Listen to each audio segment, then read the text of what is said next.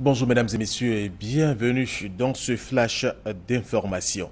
Le président de la République Alassane Ouattara est en visite officielle en Turquie, une visite de 4 jours au cours de laquelle plusieurs accords vont être signés entre la Côte d'Ivoire et la Turquie. Hier, après son arrivée, le chef de l'État ivoirien a eu une rencontre d'échange avec le Premier ministre turc, Habiba Dambélé.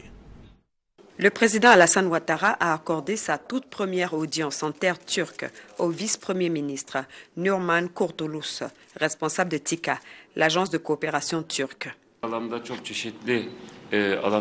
Nous avons traité du sujet de notre coopération économique dans les domaines tels que l'agriculture, l'eau, les autoroutes, l'urbanisme ou la construction. Donc la Turquie détient une expérience et une connaissance dans ces domaines-là et nous serons donc ravis de voir créer une coopération avec la Côte d'Ivoire. La TİKA a répondu favorablement à la demande du Conseil supérieur des imams pour la construction d'une école confessionnelle et d'une mosquée.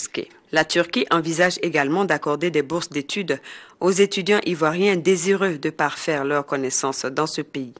Le vice-premier ministre a félicité le président Alassane Ouattara pour ses actions en faveur de la paix et du développement. Nous avons donc parlé de la stabilité politique et nous avons donc dit que la stabilité politique est très importante pour pouvoir accroître la prospérité économique du pays mais également du peuple et que c'est la manière également de mettre en potentiel toute la richesse du pays.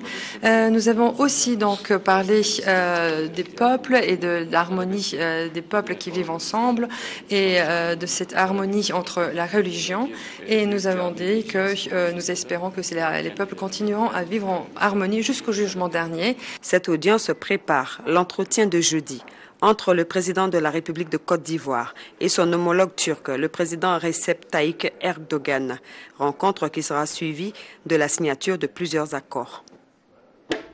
Et justement, ce jeudi après-midi, le président ivoirien Alassane Ouattara aura un entretien en tête-à-tête avec son homologue turc Recep Tayyip Erdogan. Ici, en Côte d'Ivoire, pour la deuxième fois cette année, les députés ont écourté leurs vacances parlementaires. Ils sont de retour à l'hémicycle pour une deuxième session extraordinaire ouverte hier mercredi. Et même pour une semaine, elle est consacrée à la modification du code électoral. Soumaïla Cissé est le chef de file de l'opposition au Mali après l'adoption de la loi sur le statut du chef de file de l'opposition par le Parlement et sa promulgation par le président malien. Soumaïla Cissé a été officiellement désigné par son parti, l'Union pour la République et la démocratie. Il a été finaliste à l'élection présidentielle de 2013 et battu au second tour par Ibrahim Boubacar Keïta. Actualité relative au Yémen. 5 pays du Golfe ont décidé de répondre à l'appel du président Hadi. Ce sont l'Arabie Saoudite, le Qatar, le Koweït, le Bahreïn, les Émirats arabes unis. L'opération comprend pour le moment des frappes aériennes. L'Égypte, le Soudan, le Maroc, le Pakistan et la Jordanie ont affirmé vouloir participer à l'opération militaire. Les États-Unis d'Amérique vont également fournir un soutien logistique et en renseignement.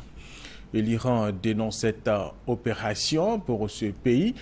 Cette démarche est dangereuse. Elle ne respecte pas les responsabilités internationales et la souveraineté du Yémen.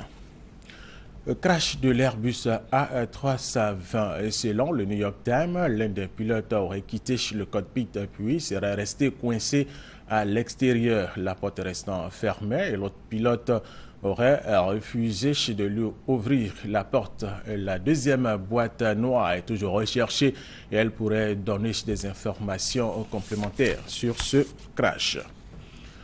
Sport football pour terminer. Les éléphants footballeurs jouent cet après-midi ici même à Abidjan contre l'Angola et un match amical et toujours un match amical, mais cette fois en France. La France joue contre le Brésil cet après-midi même. Et c'est la fin de ce flash d'information. Merci de l'avoir suivi. Je vous retrouve à 13 h.